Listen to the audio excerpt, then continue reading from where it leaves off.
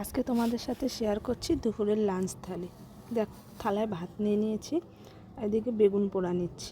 শীতের দিনে বেগুন পোড়া খেতে ভালোই লাগে।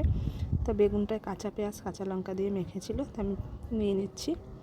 আর এদিকে ছিল দেখো মাছের মাথা দিয়ে মাটির আলু, আর এটা হচ্ছে ডুমুর দিয়েছিল, চিংড়ি মাছ দিয়ে ডুমুর, আর গুঁড়ি কচু বা কচুর গাঁটি দিয়ে তেলাপিয়া মাছের ঝোল।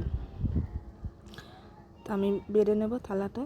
তা মাছ তুলে বাটিতে বেড়ে নিচ্ছি, আমার দুটো আমি বেড়ে নিচ্ছি, যেহেতু আমি একটু বেরোবো তাই আর কি তাড়াতাড়ি করে খাবো বলে তাই বেড়ে নিচ্ছি। দুটো মাছ আর কচুর গাঁটি।